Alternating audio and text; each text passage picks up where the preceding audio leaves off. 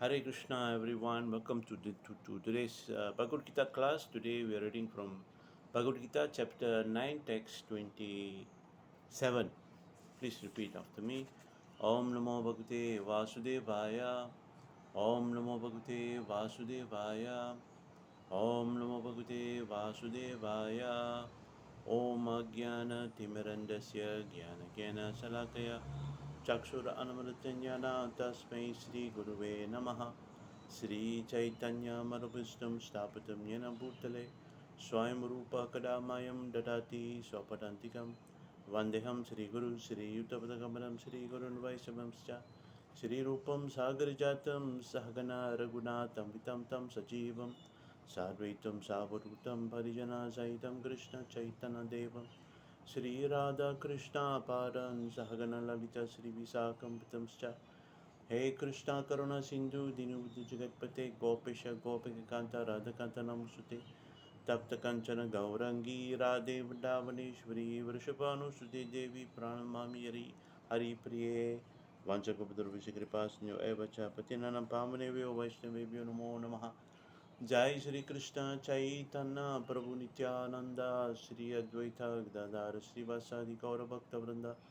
Hare Krishna Krishna Krishna Hare Hare Hare Rama Rama Rama Hare Hare Namo Vishwavadaya Krishna Paristaya Bhutare Sripite Japataka Swami Tinamni Nama Acharya Pidanitai Kripa Pidani Gaura Kadadam Dai Nirigram Tani Mukam Karoti Manchuru Pangulai Girim Yat Kripadamam Mande Shri Guru Dinataranam Paramam Madhavam Shri Chaitanya Ishwaram Hare Krishna. Today we are reading from Srimad Bhagavad Gita as it is, chapter 9, chapter entitled The Most Confidential Knowledge, text number 27. Yat karosi yat asnasi, yat karosi yat asnasi, yat jahosi dadasi yat jahosi dadasi yat tapasyasi kaunteya, yat tapasyasi kaunteya, tat kurusvat arpanam, tat kurusvasmat arpanam, yat karosi yat asnasi, yat jahosi dadasi yat tapasyasi kaunteya, tat kurusvat arpanam. Translation and purport by His Divine Grace A.C. Bhaktivedanta Swami Srila Prabhupada Ki Jai. Translation: whatever you do, whatever you eat, whatever you offer or give away, and whatever austerities you perform, do that, O son of Kunti, as an offering to me. Purport: thus it is the duty of everyone to mold his life in such a way that he will not forget Krishna in any circumstance. Everyone has to work for maintenance of his body and soul together, and Krishna recommends herein that one should work for him. Everyone has to eat something to live. Therefore, he should accept the remnants of foodstuff offered to Krishna. Any civilized man has to perform some religious, ritualistic ceremonies. Therefore, Krishna recommends, do it for me. And this is called Archana. Everyone has a tendency to give something in charity. Krishna says, give it to me. And this means that all surplus money accumulated should be utilized in furthering the Krishna consciousness movement. Nowadays, people are very much inclined to the meditational process, which is not practical in this age. But if anyone practices meditating on Krishna 24 hours a day by chanting the Hare Krishna mantra around his beads, he is surely the greatest meditator and the greatest yogi, as substantiated by the 6th chapter of Bhagavad Gita.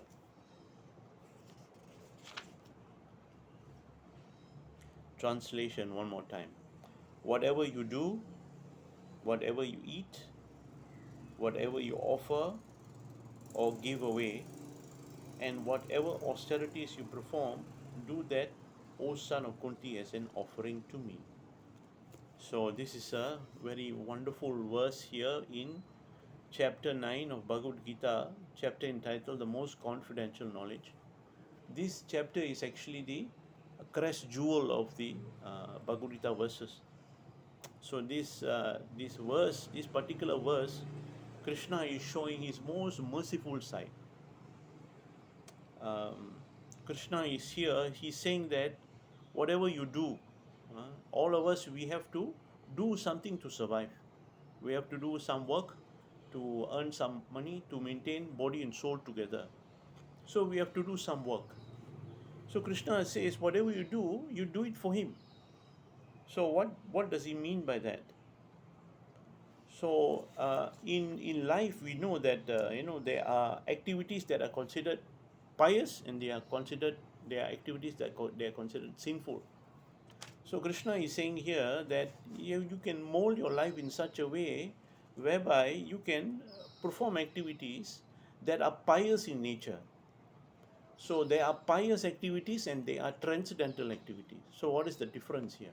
Of course, I don't have to tell you the difference between pious activity and sinful activities. Sinful activities will only bring you more difficulties in life. Pious activities will bring you more pleasures in life. Pious activities is like giving in charity, doing some good work, doing work that is in line with the rules and regulations in our Vedic scriptures, Sastra, Dharma Sastra, Manu Samhita, like that. All these scriptures, they ask us to perform our duty according to our station in life. For instance, if you're a man, well, your responsibility is to take care of the what do you call the women in your family, mother, sister, you know, uh, those who are not well to do, those who need charity. So this kind of work. So you are a woman, then you should perform your duty as a daughter, a mother, uh, like that. So like this, you go on and on and on. Of course, in Shastra, we divide society not according to gender, male, female, but according to Varna and Asrama. Varna is what they call Brahmana, Kshatriya, Vaishya, Sudra. Brahmanas are those who teach spiritual knowledge. Kshatriyas are those who are administrators of governments, of countries, so of societies. Vaishyas are those who are mercantile people, business people, who supply food and necessities of life to survive. And of course, Sudras, you have Sudras, those are those who are serving those who are more intelligent than themselves. And of course, we have ashramas. Ashramas are like brahmachari, grihastha, vanaprastha, and sannyas. These ashramas is to do with one's spiritual progress in life. Life is not meant for just eating, sleeping, mating, and defending. Life is meant for more than that. So this asrama is very clearly, it shows how one should have progress in life. When one is young, one should be in brahmachari ashram, to be trained in spiritual life. And when one is properly trained, then if he wants or she wants, they can get married and they can start their grihastha life, married life where they take on responsibility of father and mother. They have marriage for the purpose of having children. These days, people are getting married for all the wrong reasons, and therefore you'll see a lot of divorce. So in Shastra, it is described that marriage is for the purpose of only one purpose, that is to have children.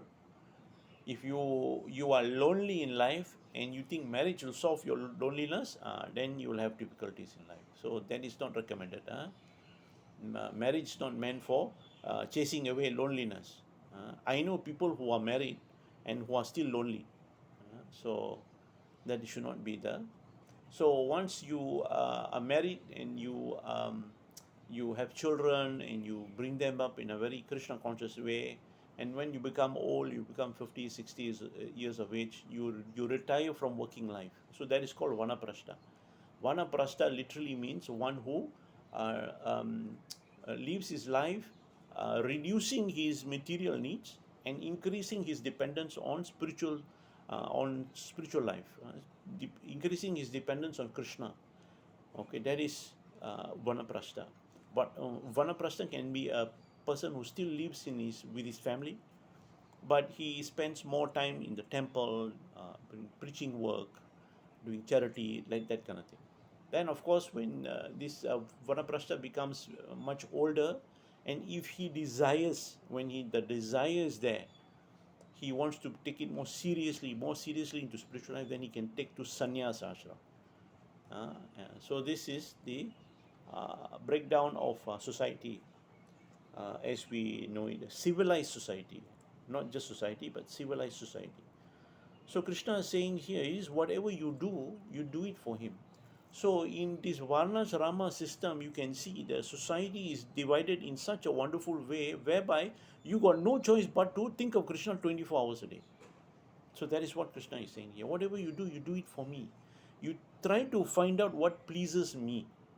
In the case of Bhagavad Gita, the plot of Bhagavad Gita was Arjuna did not want to perform his duty as a Kshatriya. So that is going against Dharma, actually. Going against Dharma. His natural tendency is to perform activities that are in line with one who is in a chivalrous mode, to protect those who are weak, to fight for righteousness, fight for justice. That is his nature. So Krishna told him, say, Krishna, Arjuna, get up and fight, because that was his nature, that was his duty. So Krishna is telling here, whatever you do it for him. So we should, um, as responsible human beings, find out what is it that we can do that is pleasing to Guru and Krishna. So that is the first one. Then the second thing, Krishna says, whatever you eat. Today's day and age, well, you can find anything, anywhere, anytime. Whatever your heart desires, you can always find something to eat. Even in this day of, pandemic, uh, businesses close also, but still you can go and buy things through Grab. They'll deliver the food to your house. So food that is obtained with great difficulty is food that has a lot of karma. A very good example is food that is meat based. To obtain meat for eating is so much more time consuming, so much more difficult as to compare to getting food that are vegetarian in nature. So Krishna says, if you want to eat, you eat Krishna Prasad. It's a very, very wonderful idea actually. I've been thinking about this for a very long time. Krishna's mercy is called Prasad. Prasad means is mercy. Of course, when we say Prasad, we only think of food. But that is not the case. Prasad can mean anything. Prasad means mercy. Mercy, not only food. Mercy is here knowledge. Mercy here, this internet is also mercy. Internet also, you can spend your time watching all kinds of nonsense, or you can spend your time acquiring some nice knowledge, going to websites like ISKCON Desayatri, go to their audio section. You can listen to lectures. That's what I've been doing since so many years. I try to listen to one lecture a day. Each lecture is roughly around 30 minutes. All I do is I just press play. That's all I do, and nectar just flows into my ear. So this morning, that's what I did. So anyway, coming back to this verse, whatever you eat. So Krishna says there, if you decide in your mind, that if I want to eat, I will only eat Krishna Prasad. If you were to do that, what will be the result? The result is your life, number one, will become wonderful. Number two, at the end of your life, you will have no choice. You will have no choice but to go back home, back to Godhead. That is the actually ultimate result of eating only Krishna Prasad. Why do I say that? You see, anything that is produced, especially food, uh, it it contains the karma of that person that is preparing it. So that means that what I mean to say here is, let's say if you were to go to a makan shop, you go to a shop where they sell food, and you were to buy food there, you're not only buying the food, you're also buying the karma of the person that prepared the food. People don't know this. Very often in what you call in preaching work, we always get this question: what happens, if we get blood transfusion? Do we take the karma of the person that the blood belongs to? And then we get questions like, oh, what happens if we have organ transplant? Uh, uh, do we take the karma of the person who we got the organ from? These questions are all very interesting questions, but what I will tell them is, why ask blood transfusion? Why just ask organ transplant? Why don't you ask about your food that you eat every day? uh, Organ transplant, blood transfusion, most probably most of us, I think, will never have to experience in our life. If we experience also, is most probably once in our life, most once or twice in our life. But when you eat food, you eat on a daily basis. This is a daily karma. So why don't you ask about this? Usually when I put it to them like that, they will get shocked. Ipadi va. Yes, ipadi la. So whenever you eat food that is prepared by someone, you are not only eating the food, but you also consuming the person's karma. So Krishna says, to save you from this, find out what is it that Krishna like to eat. Find out how he like his food prepared. Prepare the food yourself. And what you do is you lovingly put it on a plate and offer it to Krishna. And how you do that? You have a nice picture of Krishna, or you have a deity of Krishna, and you just offer it with tulsi leaf on top of the food, and you say, Krishna, please accept this humble offering. I prepared this for you just to please you. And just by doing that, that food which has karma in it, Krishna will take the karma and you will leave only mercy left there. That's why we call it prasad. Prasad means mercy. So if you were to consume such food, what happens is your karmic account will be reducing. Every day your account, every time you eat prasad, eat prasad, eat prasad, eat prasad, eat prasad, your karmic account will be reducing until you come a time where there is no karma left. There is no karma left. And when there is no karma, what that literally means is you are not qualified to be in this material world. Also known as you get liberation. You go back home, back to Godhead.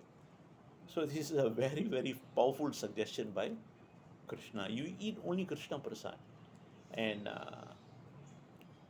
if some of you are thinking, oh, I don't know how to cook, I don't know how to do this, I don't know how to do that. That was my position when I was young also. I used to think like that. Oh, you're very talavali la, I don't know how to cook, how to. Once I found out how easy it is to prepare food for Krishna, I was thinking what a stupid person I was. I could have done this much, much earlier. So don't worry about it. Preparing your food for Krishna is so easy. Even if you're working, you can prepare food beforehand. And then Krishna go on further. He says, not need whatever you do, not need whatever you eat, whatever you offer or give away. Krishna says here that we like to give in charity. Sometimes we give in charity. So Krishna says, you give in charity, you give to me, he says. Okay, what Krishna says here is that whatever you give away, you give it to him. The way to do this is so easy, very, very easy. When we give in charity or we give gifts, when we give gifts, all we have to do is we just have to utter the name of Krishna when we give anything. I just read a message. There's a school here that's having financial difficulties. They got students that have financial difficulties. They need laptops. They need laptops for students to do their studies. laptop or tablet, to do their studies. So I saw some devotees, they sponsor one or two laptops, you see. So when you do such sponsor, all you have to do is you just put a sticker there on behalf of International Society for Krishna Consciousness, on behalf of Krishna. Put Hare Krishna Mahamantra there, Hare Krishna, Krishna Krishna, Hare Hare, Hare Rama, Rama Rama, Hare Hare, and give it in charity. That's fine, no problem. The person receiving it, even though they might be from a different religion also, they will not protest. I guarantee you that they will not protest. Ini apa ni? Hare Krishna, Krishna Krishna, Hare Hare, Hare Rama, Rama Rama, Hare Hare. Apa ni? They will chant like that. They will say apa ni, then they will say apa ni in Vaikuntha. Their spiritual life would have begun. So Krishna says you can do like this, and what is recommended in Shastra, what Krishna is suggesting here is that any surplus income you have, any excess cash you have, try to use it for some activity that is most pleasing to Krishna's pure devotee. So we are a spiritual organization dedicated to disseminating and sharing transcendental knowledge to everyone. So what we can do is we can put some money aside and we can do some preaching activity. We can preach according to our capacity. When I was in India, I met some devotees who were in the IT industry. And in India, if you are an IT person, you earn very good income, but you got no free time because they work practically, I think, 12-hour days like that, And by the time they are finished from work, they're exhausted. They want to go home and just sleep. They want to rest. So I met some devotees from this background, and they were struggling in their mind. Say I'm initiated devotee. I should do something to please my guru. My guru only interested in preaching activity. So what to do? So out of desperation, they came up with this plan. Their plan was to put some money aside. Money is not a problem for them. They put some money aside every month, and that money, what they do is they buy Srila Prabhupada's small books. They buy Srila Prabhupada's small books, and what they do is, whenever possible, they meet anybody, they'll give this book to them as gifts. And being IT people, they don't meet many people because they most probably in the office, they're doing their work on the computer, this, that. They meet the same bunch of people every day. So they don't meet much people every day. So what they do is every day after work, when they finish work, they plan to go to a apartment block where they have post box there. So they will count there, there's at least about 50 post box here. Let me put one Srila Prabhupada book in each post box. So this is desperate case. But then again, I was thinking, not very good way to preaching. You are actually depriving yourself the opportunity to meet people and talk to people about Krishna consciousness. But this is desperate case. So this person, what happened was, this person was in Bangalore. Bangalore is a very big IT hub, and he convinced a lot of Hare Krishna devotees there, also in the IT industry, also no time to preach and all that, to do this. Just by doing this, what happened is they had a center there. The same bunch of people every day will come, every week will come for their program. Just by doing this, what happens is the congregation slowly started expanding, but it took about a year to do this. The congregation slowly started expanding, and they were wondering, why is this? And they found out it was because these books they put into this post box. All the people that got these books, they read the book, and amongst them, one or two of them, they said, hey, where is this place? What center? Yeah, very interesting. I must go and check it out. I always wanted to go to this Hare Krishna center. Slowly but surely, just by doing this, the congregation doubled within 1 year. So this is what we can do. And then, of course, these days, pandemic days, very difficult. We can't go out. Very dangerous to meet people. But we can always wear mask and do this. Another way is we can do what I'm doing right now. We can make a class, prepare a class, and we can share our realization with others through multimedia, through social media. Okay, and then Krishna says, whatever you do, whatever you eat, whatever you offer or give away, and whatever austerities you perform, whatever austerities that you perform. Austerities here is referring to those who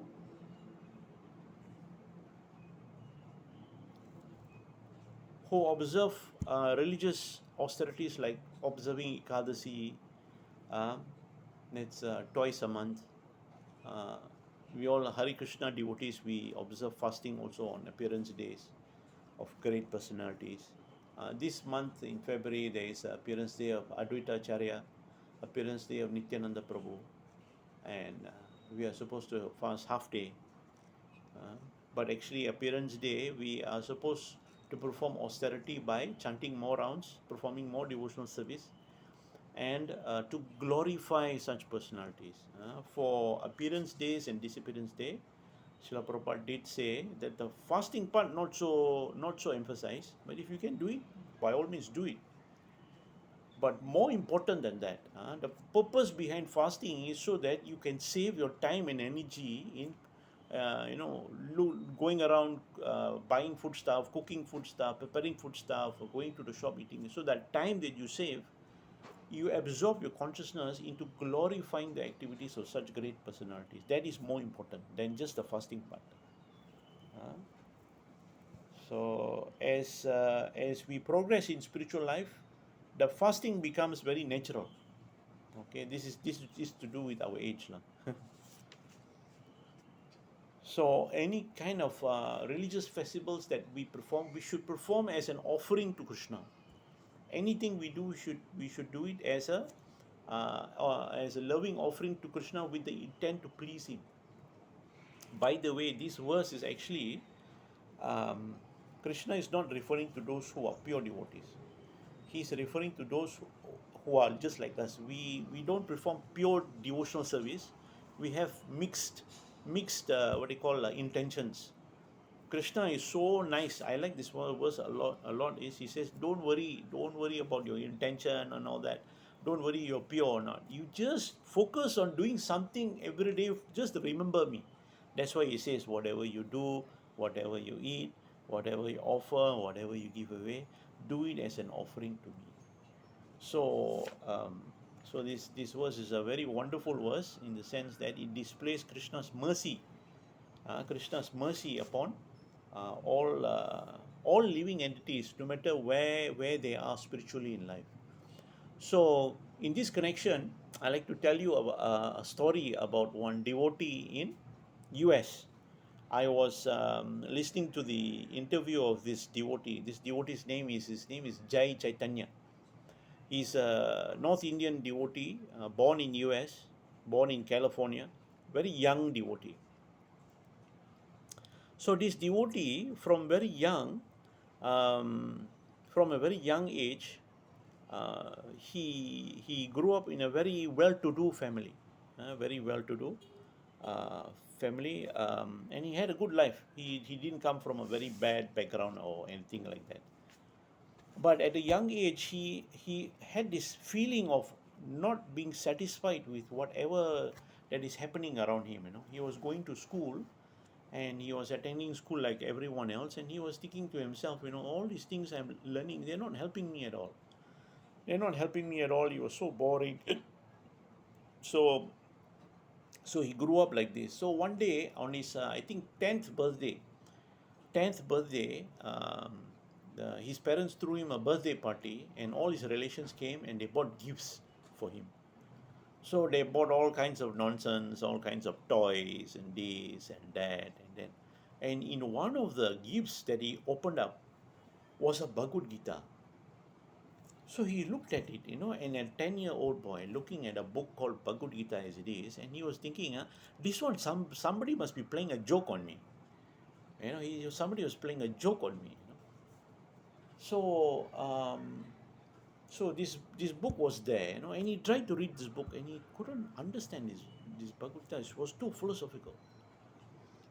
So at the same time, what happened was um, uh, there was a there was a rapper. Okay, there was a rapper in US.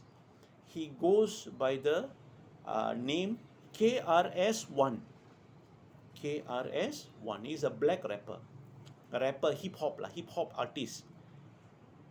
So when he heard this hip hop, and at that time hip hop was a counterculture. It was a, like a cult following that is against the norm of society.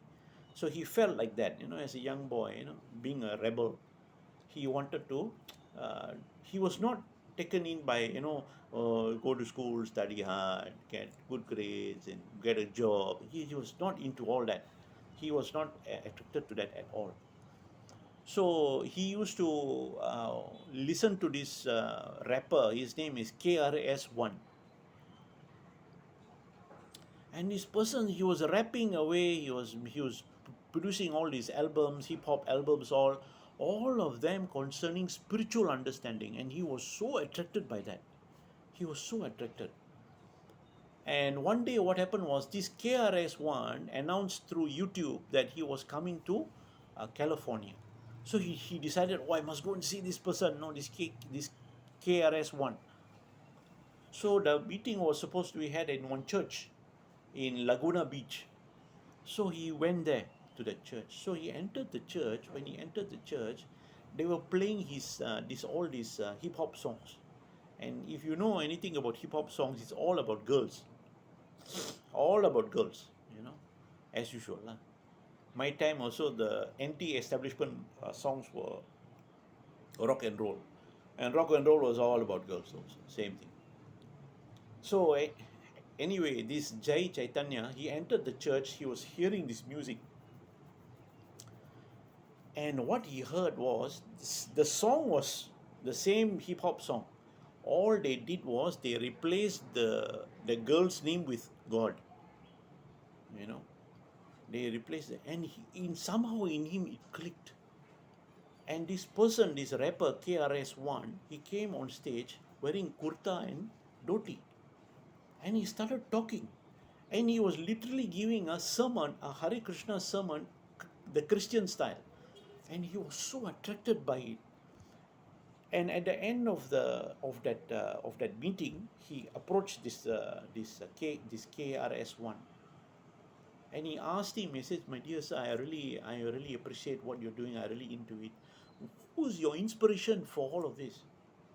And that person said that my inspiration is my spiritual master, and his name is A.C. Bhaktivedanta Swami Srila Prabhupada. So that's it. He heard this name. He was in his mind. From that time onwards, he went to YouTube and he saw all the videos on Srila Prabhupada that he can get his hands on. And at that time, YouTube was just starting out. It was just beginning. And to his good fortune, very, very good fortune, somebody very, very charitable out there took great effort into finding all the lectures of Srila Prabhupada in audio form. Audio, it was audio. YouTube is video. He somehow converted it from audio, that those days were cassettes and tapes, into digital, and uploaded it on YouTube. And he just go to these so-called videos and listen to Srila Prabhupada's lectures. He listened and listened and listened and listened. And he noticed that Srila Prabhupada kept saying that, perform devotional service, perform devotional service, perform devotional service. So he started doing it. He started chanting Hare Krishna, Krishna Krishna, Hare Hare. He started, preparing fruits and offering to a picture of Krishna by himself. And he was just a teenager. He was a young man. He was doing all this. And then another thing he noticed that Srila Prabhupada said was attending Mangalarati. So he thought, what is this Mangalarati? And he found out that you have to get up early in the morning. There's a certain time in the morning that is called Brahma Muhurta. And this time is very, very powerful and auspicious for somebody to be performing auspicious activity at that time. And this Jai Chaitanya, at that time, he was living in an area where there was not many temples, and there was not many community, no devotees at that time. So somehow or other, he found out there was a small town next to where he was staying. That was like a 40-minute drive from where he was staying. There was a church, abandoned church. And this church actually was run by two brahmacharis from Hare Krishna ISKCON. And they were performing Mangal Aarti there. So he found out from that day onwards, every day he used to get up early, he used to drive 40 minutes to that next town. He used to go there and he used to attend Mangal Aarti. And he was the only one there. There was two brahmacharis. They had what they call altar of Gornitai. They had altar of Jagannatha Baladeva Subhadra, no Radha Krishna. Just Gornitai and Lord Jagannath. And these two brahmacharis, one will do arti, another one will sing. And this young boy will come. And he will attend every day, and then every day he will come, he'll come. Then these two brahmacharis, they thought to themselves, who's this young man? No, he's coming every day. He must be a very great soul. So they made good friends with him, and this was going on for months. He used to come every day without fail, every day. Mangalarti, he used to attend Mangalarti. And then he was so happy, he was so satisfied. He was thinking, oh my God, I didn't know Mangalarti can be so joyful. It brought so much life to him, you know. And it went on for months like this. Then one particular day, one particular morning, these brahmacharis, after Mangalarti, they cornered this Jai Chaitanya, and he said to them that you cannot come here anymore. This Jai Chaitanya got a shock of his life. He said, what did I do? Did I offend you? I fall at your feet. Please forgive me. He said, no. This brahmachari said, no. You don't understand. We're not that cruel. We're not trying to chase you away. That's not what we are trying to do. We are trying to tell you that actually you are progressing very nicely in spiritual life. Everything we ask you to do, you do. You do it very joyfully. What we are trying to suggest is now that you should take brahmachari ashram. You should go and live in ISKCON Los Angeles. That's not very far away from where he's staying. He's staying in Laguna Beach. It is like traveling from here to Johor Bahru. From Penang to Johor Bahru is like another place. So they are telling him, see, you should become a brahmachari and you should join this LA temple, Los Angeles temple. So when he heard this, he thought about it. He says, yeah, what else am I supposed to do? I want to go on this path. So he joined LA Temple, and when he joined LA Temple, he was so happy. Why? Because remember, I told you he was watching all those videos of about Srila Prabhupada and his disciples, and some of these videos were videos of Srila Prabhupada disciples talking about Srila Prabhupada. They are glorifying Srila Prabhupada. So a lot of these disciples were all living in LA Temple. Now he was in their presence and he was attending their classes. He was associating with them. So like this, he was staying in this temple. A lot of story there. I won't share that with you because that would take another 1 hour class. Cut a long story short, what happened was these devotees, they trained him to be a book distributor. You join as brahmachari in US, in the Western world, your first thing you are trained is you must become a book distributor. So he became a very good book distributor. So one day he got an idea. He noticed that book distribution happened in two ways, in two forms actually. One form is called a machine gun form, and the second form is called a tank form. Okay, so machine gun form is what we usually do. We will go out, we'll meet people face to face, and we'll show them the book. Say, please, Hare Krishna, take this book. This book will make you happy. That is called the machine gun form. That means we go out, we shoot people, dish like that. That is one way. Okay, and then the second way is the tank form. Tank means you don't move. The tank is just one place. The tank just sits in one place, and the tank will shoot, boom, boom, and you shoot big cannons. You see. So he noticed that everybody is doing book distribution the machine gun way. he decided to start something new, and he wanted to do a bookstall way.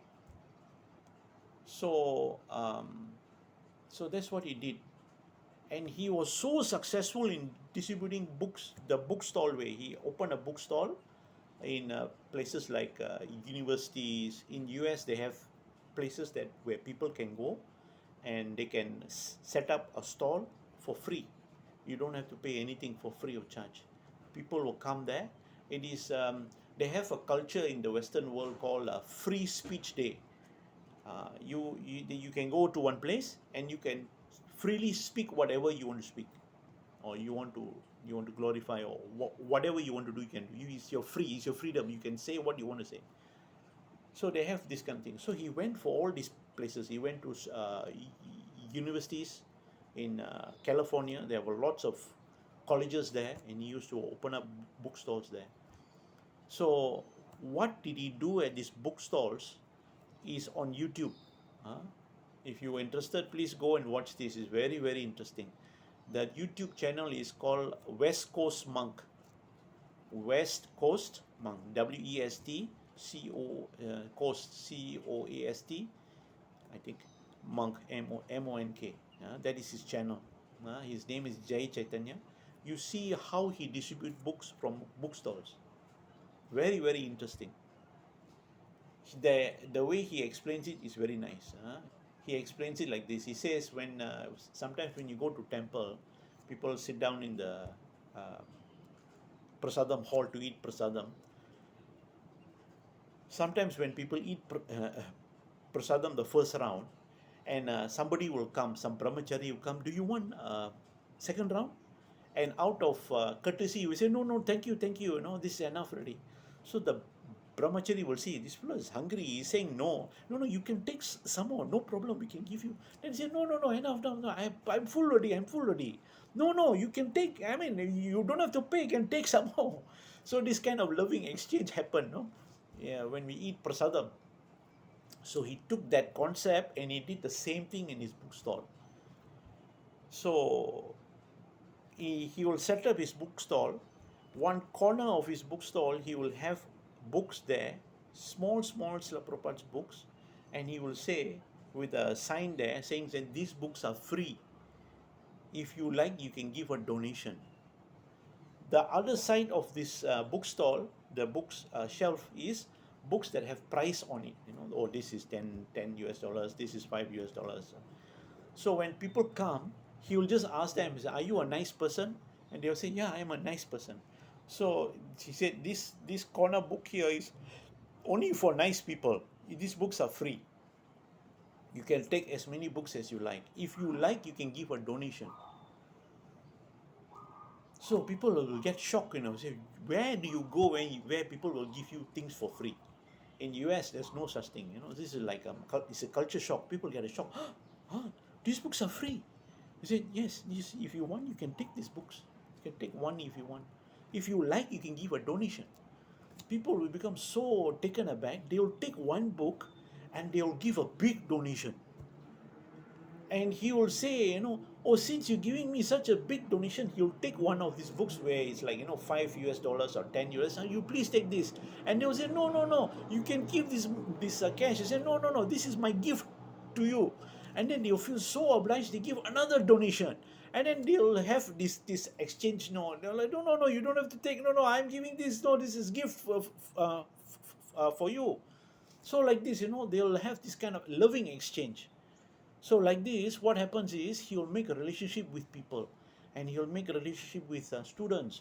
He'll get unbelievable kind of people coming to his stores, and you see the way he talked to them. He talked to them in a very loving form, very, very loving way. People get touched, and a lot of them end up becoming Hare Krishna devotees simply because of the way he talked to them.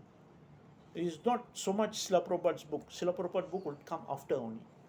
They'll come and take his book, and you can see what I'm talking about. You go to this West Coast Monk YouTube channel, and you can see him in action.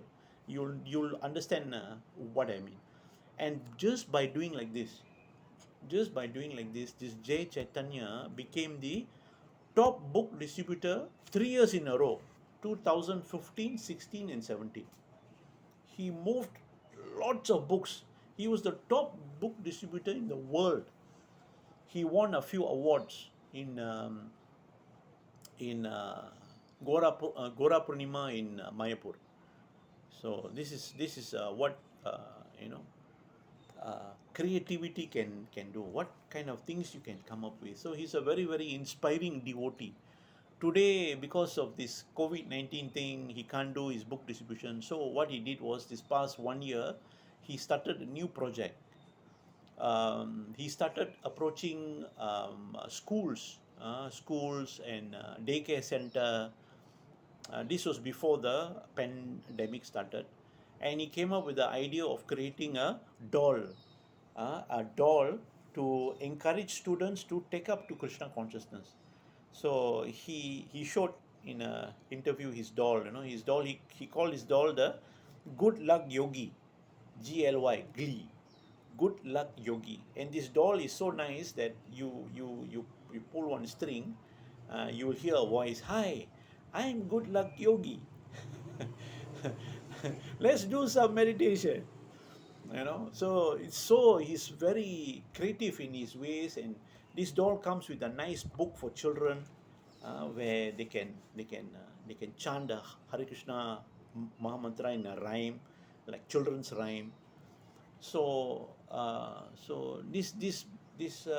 Jai Chaitanya is a very inspiring devotee. He inspired me actually a lot, um, to be creative in your preaching activities.